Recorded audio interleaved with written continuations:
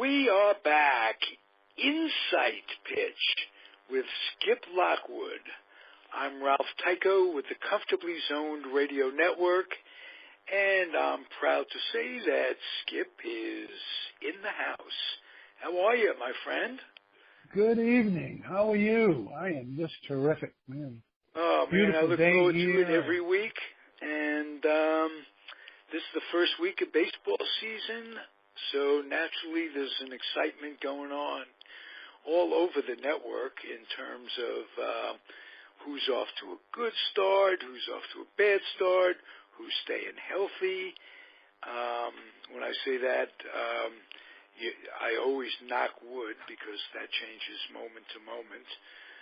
But there has been something in the news this week, the first three games of the season, that I thought would be right up your alley to respond to, being a former relief pitcher yourself. And that is the manager of the Philadelphia Phillies, Gabe Kapler, new manager, first-year manager, comes out, signals a pitching change. No one is warming up. Nobody's listening up. Did you? Now, you were in the game for, what, how many years? Amateur. Did you ever see anything like that in your life? You know, over the years, the bullpen has been a long way from the dugout.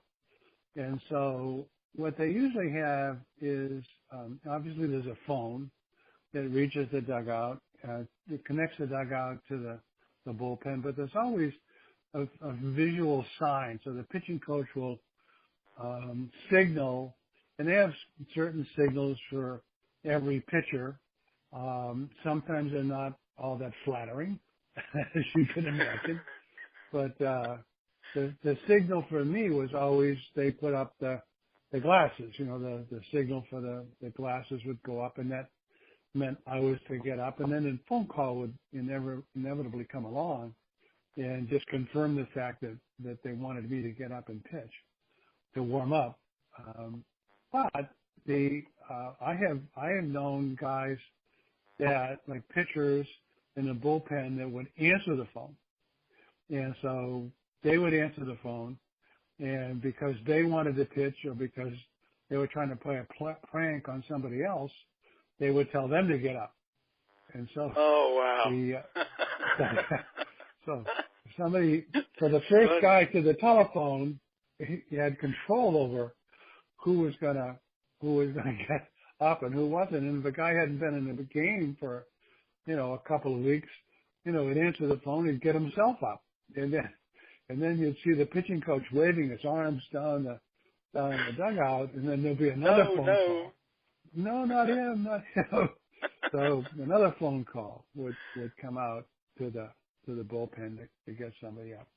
So there's a lot of silly things that go on.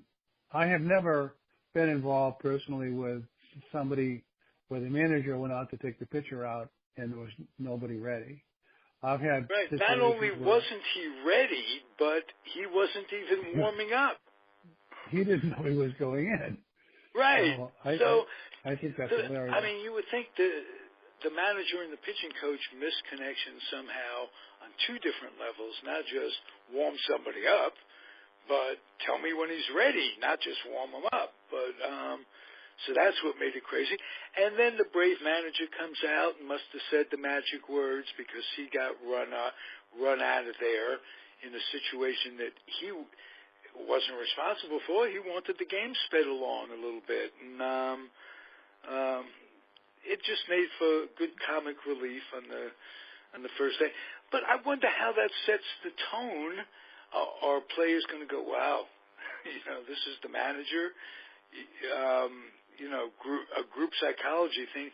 Can you lose the clubhouse over something like that? I'm sure you can. Yeah, absolutely. First of all, I know Kapler. He was with the Red Sox for a period of time. Good guy. He's a workout specialist. So he's like Mr. Universe body. He was Adonis in a uniform. I don't think he played all that well with the Sox, but boy, he filled that uniform up nicely. And I liked him. I met him a couple of times. He was a very interesting man.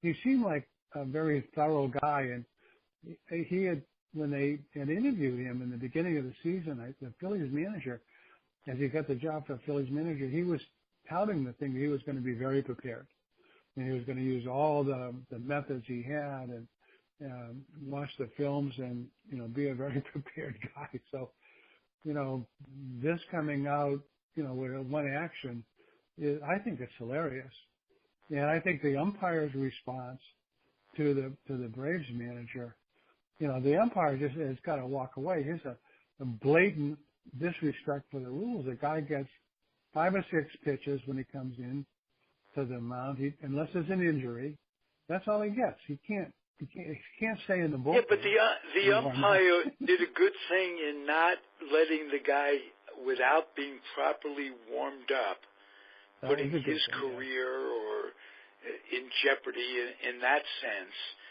just to keep the rules. I think the umpire thought a little bit outside the box, and I think what it was with the Braves manager, Snidegar, he just said a bad thing to him because the umpire was listening, and all of a sudden he just, boom, now it's enough. So it got carried away, but yeah, and I'll tell you another thing. The way you described Gabe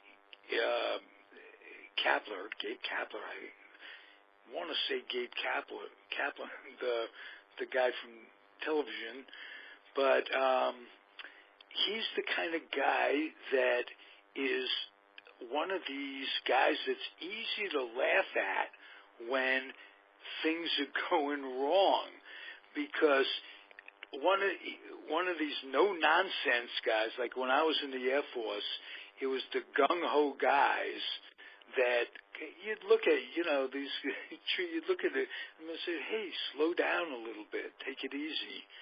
And so it'd be interesting to see what happens between now and then with the Phillies. What was interesting to me the other day, speaking of the Phillies, and I'm rambling a little bit, but I saw Ruben Amaro, Jr., naturally, coaching first base for somebody. And I thought to myself, he was a general manager with the Phillies only last year or 2 years ago, and now he's a first base coach. So, get back. But Ralph, this when Kapler came out there, this was the third inning. So when I played, a lot of guys that were in the bullpen aren't even in the bullpen yet. They're just getting out to the bullpen, or they've stayed a little bit longer because nature called in the clubhouse, and they haven't really got themselves out to the bullpen yet. A lot of clubs have an underground walkway that goes on the inside of the stadium, so players don't have to go across the field to get all the way out to the bullpen. And some don't. Some you have to go across the field. I don't know whether this was the case, but maybe the pitcher wasn't even out there. When we didn't even mention that was the 12th pitching change in 3 games, and it wasn't even the 3rd complete game yet. So that in itself is a little unusual. When you and Aaron Boone came out with much the same bang, if you will. It's a strange week for managers, but I gotta ask you if you ever saw anything like that in your entire career. Well, I've never seen them try to call in a pitcher that wasn't warming up. I've never heard of that before. But there's been some shenanigans going on. So let me just tell you a couple stories. The Red Sox bullpen was obviously very, very easily seen from the dugout right over the right field fence. And the phone in the Red Sox bullpen was a public number. So it wasn't published, but it was, if you knew it, you could call it from any place on earth. That bullpen number you could reach. There was no switchboard for that number out there. If a local guy happened to have that number, he could call it. And so what happened one day is the visiting team went out there and they got the number. I don't know how exactly they got the number, but they did. They got the number. So this is true. So a couple of guys on the team would call that Red Sox bullpen and tell somebody to get up, and in the fifth or sixth inning or something like that. And so the pitcher would get up and start to warm up. So the manager would have to call us, what in the world are you guys doing? Well, somebody just called down here and told him to get up. Skip, can I entice you into using the baseball expression of what they would call that if you get up and then have to sit down and not get into the game? I don't know the expression. Go ahead and say it. I don't know. I think, from what I understand, that's called the dry hump. It could be. All right. I haven't heard that one before. But there's some other things that happen about the bullpen that were funny. First of all, if you know that when the manager visits twice, or anybody visits the mound twice, the pitcher's got to be changed. Right. If the pitching coach comes out, or not the catcher can come out there as many times, but if there's any manager or pitching coach comes out twice, the pitcher's got to leave. So I remember one day I was pitching and I wasn't doing very well. I was in Milwaukee and I threw a pitch and the batter tried to bunt it, and he bunted it towards first base. So I went over there to field the bunt, and the manager was right there because he had been on his way to take me out when I threw the pitch.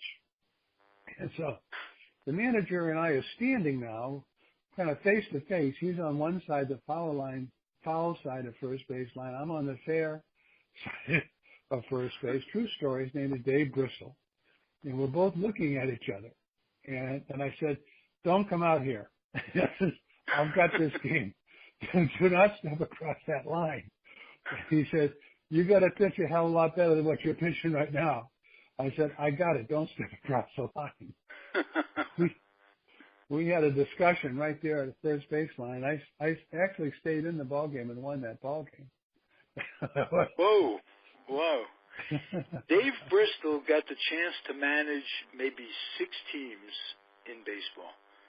Cincinnati, I think he was the Giant manager for a little while. He must have had a lot going for him on some level to keep getting called back. Dave Bristol was a very interesting guy. He pulled no punches. He told you exactly what he felt all the time, every day, all the time. He was great if you were winning. It was tough to play for him if you were losing. I liked him. He wrote me a letter after I was traded away from the Brewers, and said he enjoyed playing with me and wished me the best, and said some flattering words. I like that kind of an Skip, did you go from the Brewers directly to the Mets? No, I went to the California Angels in '74, and then I went to the Yankees in spring training in '75. Was released by the Yankees in spring training. Went to Tucson, Arizona for a month or two and became a relief pitcher with Leo Mazzoni. If you remember, I don't know whether you and I talked about Braves. Leo was a pitcher out there and really helped me. I called up mid-season with the Mets in '75. I pitched in '74 with the Angels, and what a great ball club. That was Nolan Ryan's team, Bill Singer and Frank Robinson. We had just a wonderful.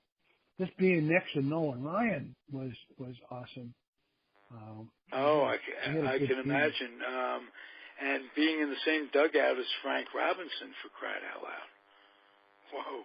I don't know why he didn't get to be manager sooner. I always thought that Frank was very philosophical, great with the press, very good with the players. It always surprised me that he didn't get a chance to manage sooner than he did. Well, you know what's really sad? There's a song, I think it's the Fogerty song, not the Fogerty song. It's one Robbie coming in, one Robbie going out. Can't think of that. But it's said that Jackie Robinson never got the chance to manage. He had absolutely everything going, as did Frank, to be a great manager. And the times we live in precluded it, of course, but it's a tragedy. I agree.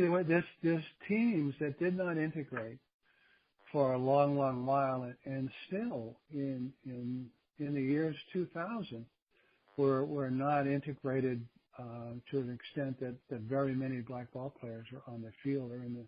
Well, the long time that it took both the Yankees and especially the Red Sox to break the color barrier with Pumpsy Green from Berkeley, California, whose brother, Cornell Green, was all-star defensive football player in his day. But my point is, Boston's racial history has been horrible. And you're from there. It's an embarrassment. It certainly is. And some of the black ball players, Jimmy Rice with the Red Sox, now an announcer, Hall of Famer, Tommy Harper. Tommy Harper from Oakland, California. Oakland, California, still lives in Boston with his wife, Bonnie.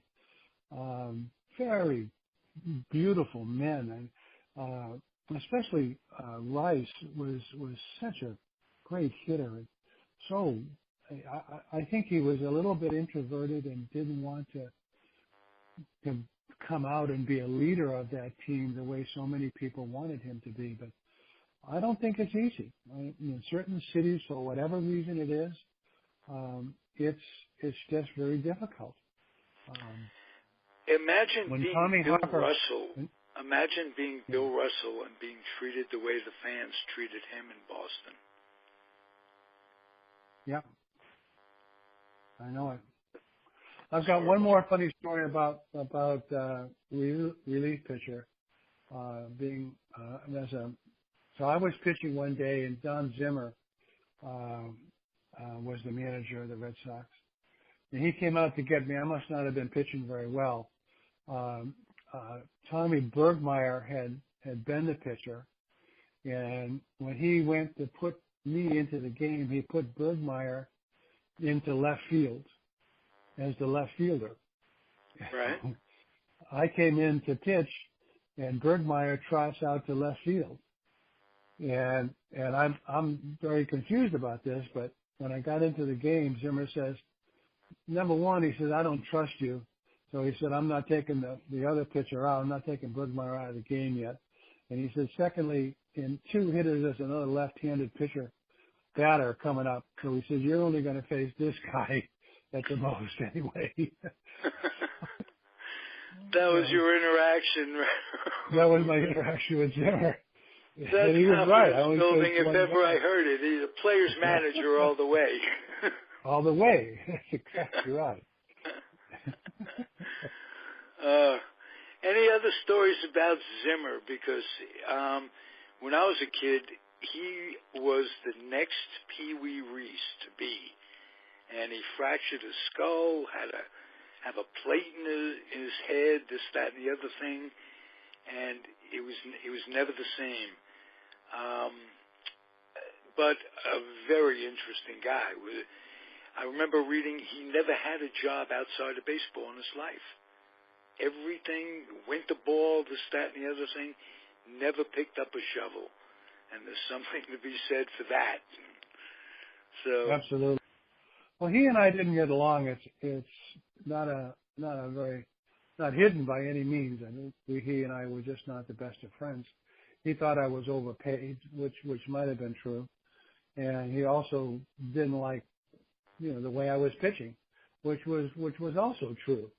So he had two legitimate beefs when I showed up at the Red Sox. And when we left spring training, he came over to me and on the field, came all the way out into the outfield where I was standing. And he said, I just wanted to tell you, and I thought he was going to say something nice or, we're glad to have you on the team or, a number of different things that would have been nice to say. And he said, I just wanted you to know that I've been trying to trade you for the last month and nobody else wants you. So he said, I'm stuck with you. And he said, to the best I can, he said, I'm going to put you in situations where you're just going to soak up innings. You're going to be the guy that,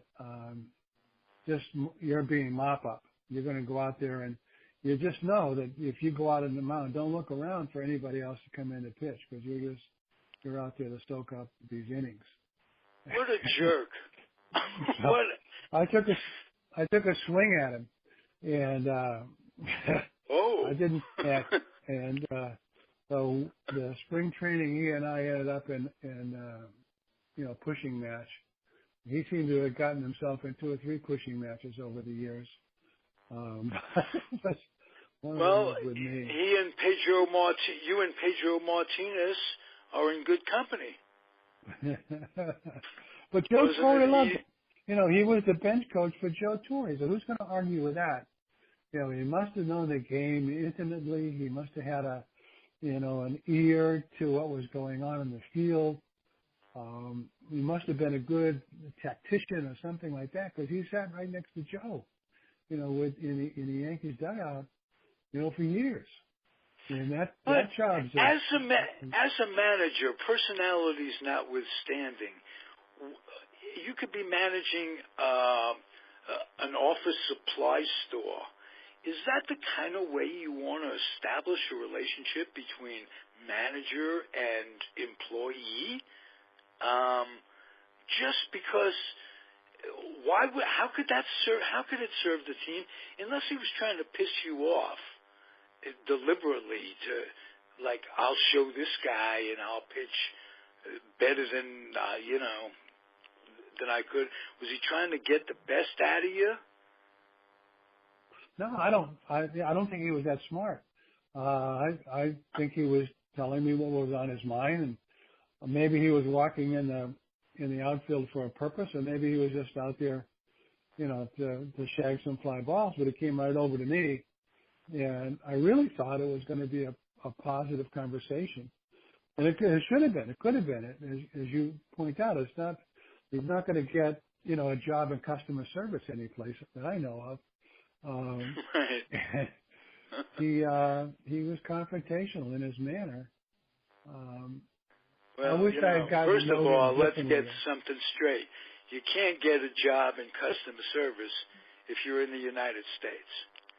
So you got first have to move to India to get a job in customer service. Just remember that.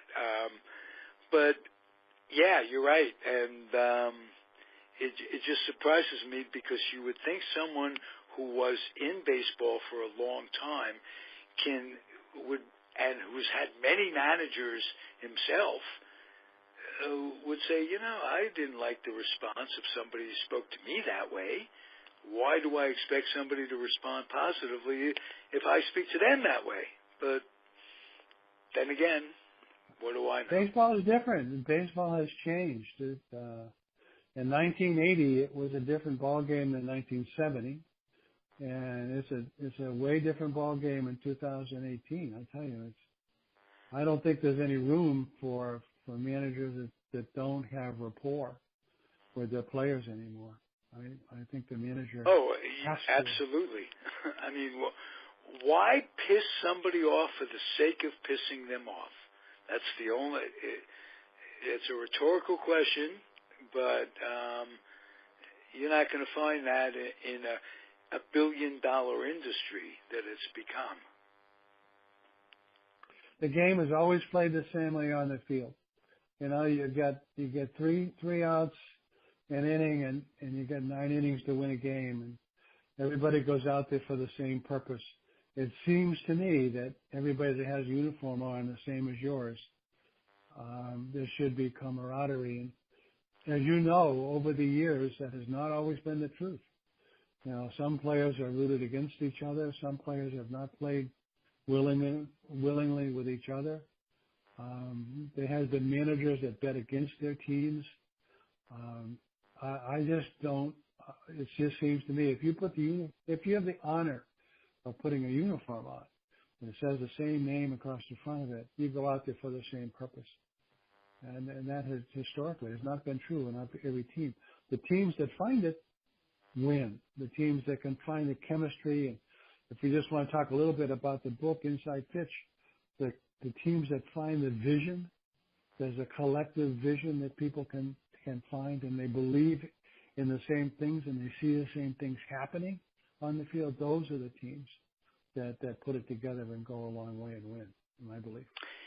Even if that vision is negative, if like with the A's and their dynasty of the 70s, their focus was on their hatred of Charlie Finley, and that's what brought them all together. It was crazy, but it seemed to work because they didn't particularly like each other. So that's a good example of that, I think. You know, the A's were a funny team. I really enjoyed being on the show a couple of weeks ago with Nancy Finley. Isn't she charming? She's what a delightful person. She sent me the book Finley Ball, and if you haven't already, you ought to read that. That's hilarious. She sent it to me long ago when she first started doing the show, and very, very well written. And I want to give credit to Morgan King, her husband, who is an attorney and helped her along the way, and wrote the very explicit chapter, "Kiss My Ass." Finley said something about about the mule. Donkey. Mule, yeah. So, great book. It's called Finley Ball. Your great book is Inside Pitch. Who published it, and where can folks find it specifically? I was lucky. I got a publisher in New York City called Skyhorse. And they did a wonderful job for me. Getting a publisher for first-time authors is like a miracle.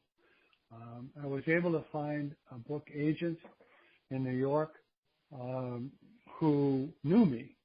And a quick funny story about him. I'm not going to name him, but he had been a book agent, and he was in a restaurant, and he was representing Tug McGraw.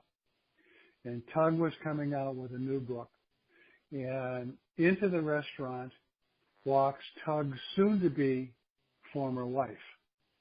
So if you can picture this the book agent and Tug sitting, and here comes the wife. I think storming across the restaurant was more like it.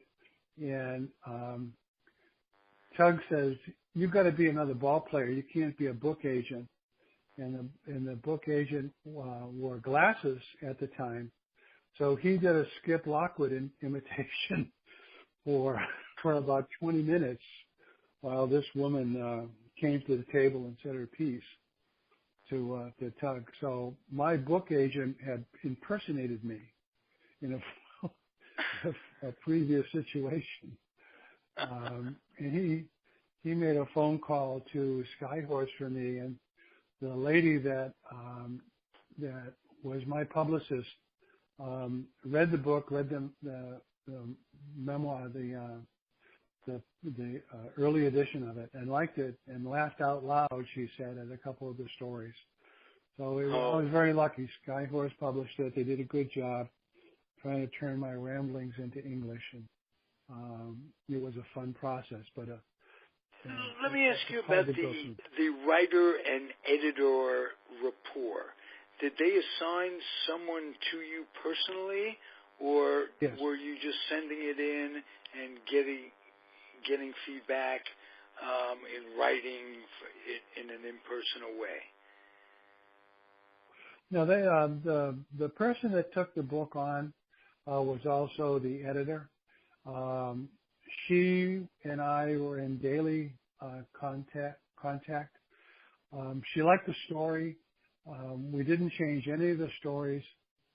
It was a little bit long. I wrote 66,000 words, and they wanted it to be more like 60,000 words. I had too many chapters. So there was a question of trying to take some of the stories out that didn't quite fit in and bring context to it. And she was great at leading one chapter to another, to another, to another.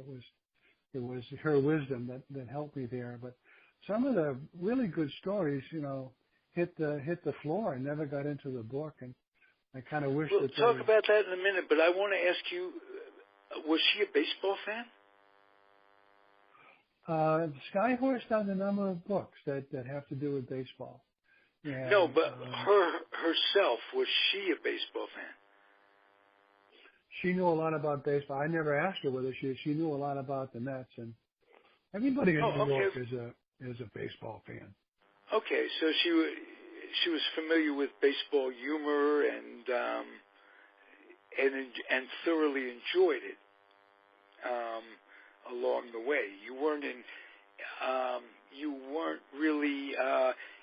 It wasn't an adversarial relationship you had when you had to cut stuff. No, not at all. No, not at all. And she was delightful to work with. Skyhorse was a good. They went through a very thorough process with me. So I was. What I wanted them to do is like it and be on board with it. And I didn't want to oversell it. I wanted it to stand on its own.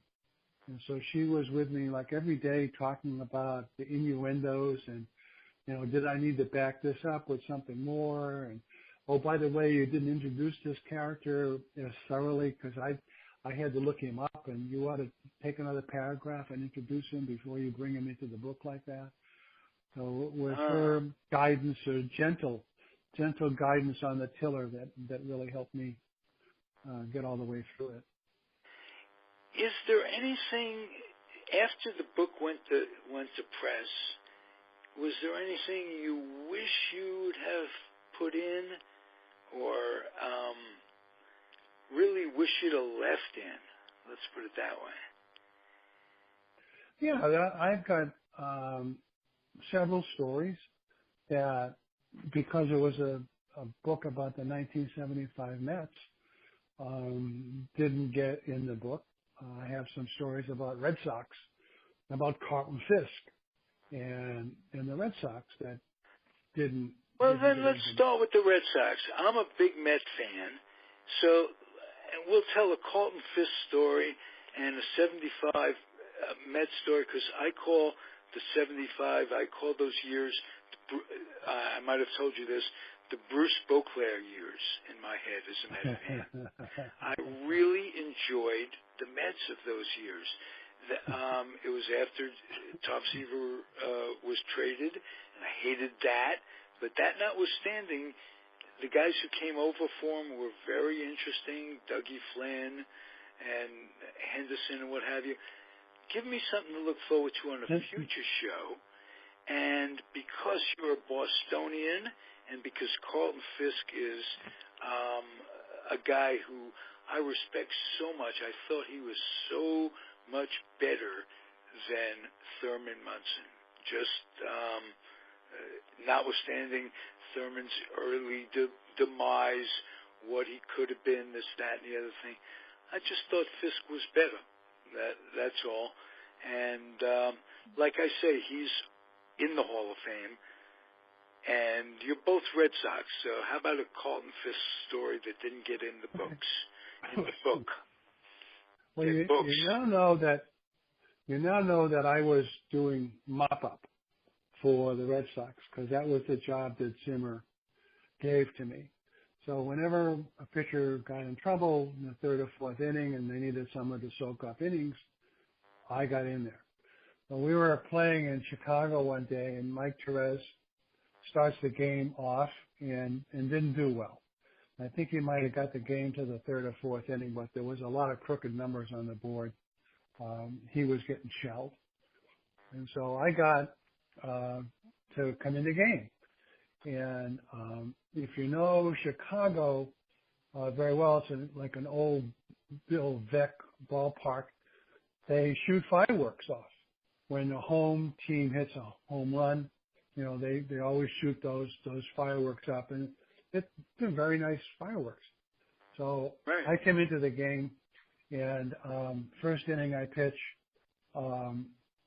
Second pitch is a home run. And then I walk the next guy, so I'm 6 pitches into the game, and here the third batter comes up, bam, there's another home run. So if you can imagine the ballpark, there's fireworks going up, and the remnants of fire, the smokiness of the fireworks are coming down, and new fireworks now are going up, you know, in the middle of this cloud of dust out there. So and you're standing on the hill. I'm standing out there watching this stuff, you know. So Fisk comes out, and so the two of us are standing watching the fireworks. And I said to him, what are you doing out here? I didn't say it as politely as that, but I asked him, you know, what his purpose of the visit was. Because nobody's warming up. I'm just soaking up innings. And he said, Skippy, I'm going to tell you the truth. I'm just giving the scoreboard time to reload, man.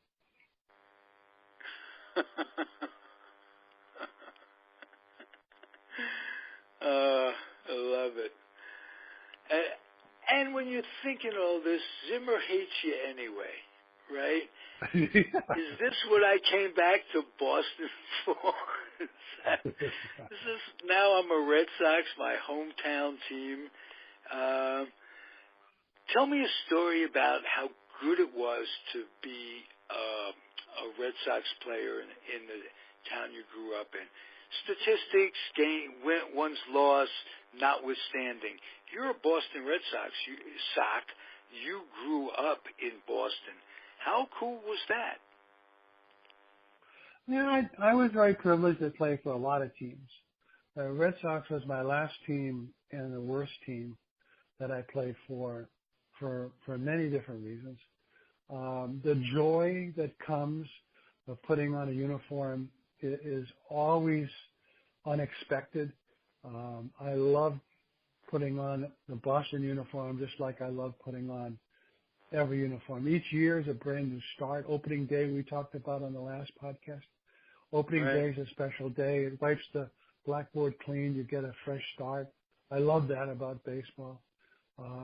When I came to Boston and I put that uniform on, it was a very proud day. I was coming, my parents were both alive. I was coming back home. My high school was right in town. It was a wonderful day. I'll tell you one more Carlton Fisk story, too. Okay. So I pitched the very first day. And I pitched, and I walked the guy, and I gave up a base hit. And Carlton Fisk came out to the mound, and he said, "Hey, listen." He said, "You come from Boston, don't you?" And I said, "Yeah." I said, I lived here as a boy and everything." He said, "That's interesting." And as he started to walk away, he said, I think I can hear some of your classmates." They weren't being too kind to me at that time. As you can see, Carlton was a bit of a humorous guy. Who's the funniest guy you ever played with? Oh, I don't know.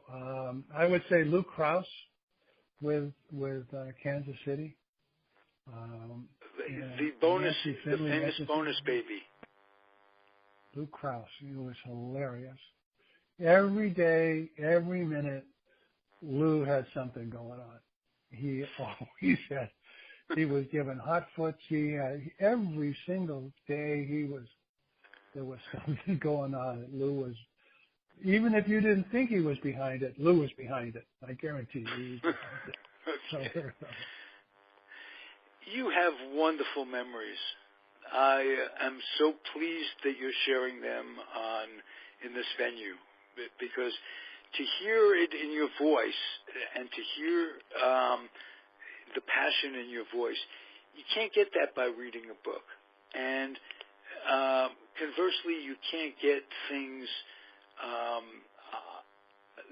from any other way but in your book. So it's a good compliment, the two.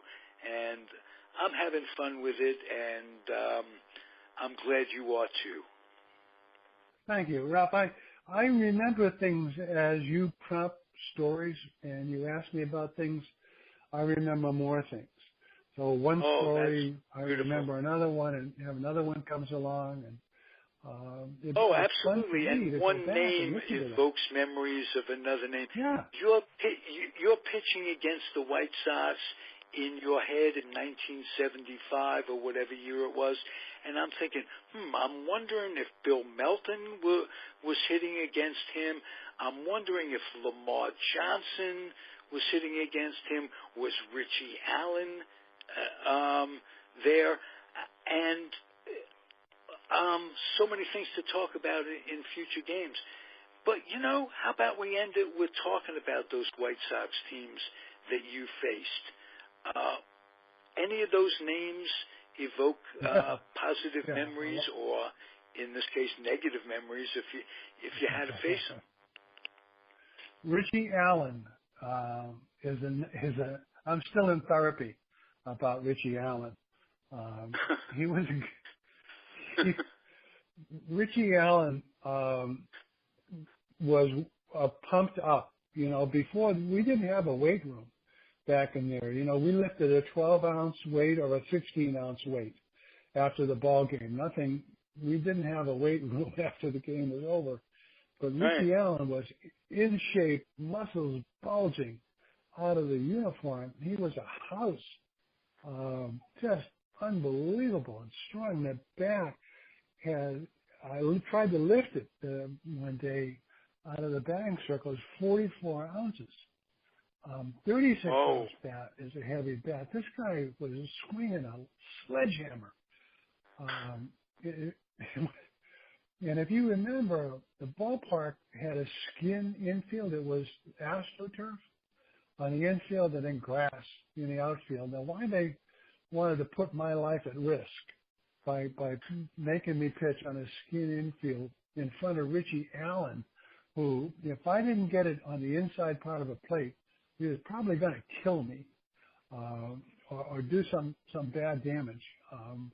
I remember facing him and utterly, I wouldn't throw him a curveball because I wasn't going to give him that much time to load that bat up. So all he ever saw from me was fastballs. I never wanted to give him much. All I needed to look at that literally went through your mind, is what you're saying. Yeah. The effects of it. Yeah, it's a hard ball. What's the worst you've ever been hit by a comeback pitch? By anybody, not by Richie Allen. Kurt Bunbury hit one back at me in Baltimore and broke a rib, and it was a curveball. I never got very good curveball responses. I threw a curveball to him, and he hit a line drive back at me and broke a rib. I was out for a couple of weeks with that. I never got hit. Now, who were you playing with at that point? Was that early in your career? Yeah, that was early in my career for sure. So that's something you had to overcome. What was it like the first time you went out on the mound after that? No, you forget. You don't remember that. It's, you leave that on the sidelines. I was convinced did that I was. The broken rib disable you for X number of games? It did. The broken rib's tough to pitch around. It's one of those things that you got to wait until it completely heals. Yeah, so then you had two things going for you: the idea that you'd just been hit in the ribs, and the idea of is my body going to respond coming back? And yeah, that's all part of it. So you may perform at your baseball card level over a long, long period of time, but day by day, factors come into being in a ball player's life. And that's why these analytical statistics, if you live by them and them alone, as some managers are doing, you get in a lot of trouble if you're not communicating with your players and seeing what they're like beyond the stats. That's I think some players are big game players. Some players don't play well for a last place team. And I'm not suggesting I'm one of them, but I know players that Lenny Randall. I played with Lenny Randall. And you look at how he played and how well he played, when I saw him play, it didn't match, some of the statistics on him. Some guys that go out there just change. They get caught up in it. They get the moment, Well, Skip, you know that Lenny Randall does a show on this network with me.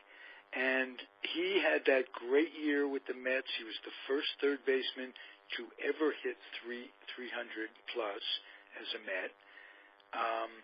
And he attributes it to the Willie Mays coaching, the Joe Torre managing, as you do, Seaver's influence. You gave him a lot of credit last show and the show before, and that sticks in my head. We got to talk about Rusty Staub. Unless we did last week and I forgot it. If I'm not mistaken, this is our first show. Your former teammate Rusty Staub passed away. Give me a Rusty memory. Well, when I first got to the Mets, Rusty was one of the first people I met when I came into the clubhouse. Rusty was so proper and so dignified and purposeful in his approach to baseball. I remember he had a file and he had a bat and he was in front of his locker and he looked like a manicurist. He was doing that bat within an inch of its life. He was fine tuning the grip on the bat, and he was filing it down, and then he'd squeeze it with his hands, and then he'd put it back down again, and he'd file some more. It was a thing of beauty. It was a work of art, and I remember the way he used to dress for the ball game, and with the socks up and the belt squared away, and he was a guy that I looked up to, and he came right over to me when I joined the club and tried to help me out and told me what it was going to be like in New York and how I should go about, developing a rapport and being honest and truthful right. with myself. He's just a good guy. He was a great teammate. I'm sad to see him go. Yeah. Rest in peace, Rusty Staub. Thank you, Skip. I appreciate your company and your friendship. I have fun on these shows. If you only knew I hope you can tell that makes me smile and how happy that makes me, because the key word I've used all my life is fun. If you ain't having fun, it shouldn't be getting done. With respect to Johnny Cochran, of course, I can't take all the credit for that, but it really is true, and that you are having fun makes me happy because you're such an additive to the network and to my weekly life. I'm enjoying it, you're enjoying it, and if the audience is enjoying it, maybe they can do us both a solid and accumulate some lightly used children's books and take them down to the Head Start program, because kids need to read. They need to get their noses out of the computer games and the devices. They need to develop an imagination and become school ready. And if they become school ready with a little reading, a little math, they'll succeed. If they succeed early, they will raise their hand for the right reasons, and they won't fall behind. And it's so important that kids not fall behind. And ironically, the kids that would qualify for needing the books in the first place from Head Start are kids who are likely to fall behind without the books. So get the kids the books, and come back next week and listen to us, and we'll be here. Thank you, Skip Lockwood. The name of the show is Insight Pitch. Insight Pitch, the podcast with Skip Lockwood, comes after the book Insight Pitch that Skip wrote. I have the book. I read the book. I laugh at the stories in the book. And I got to tell you, there are some, it's not just a laugh book. It's about life, and life has its ups and downs, and the fact that you're putting all this out for us is beautiful. So thanks, Skip. Thanks for listening, everybody, and we'll be back next week. Be well. Thank you. Good week. All right. Adios. Adios.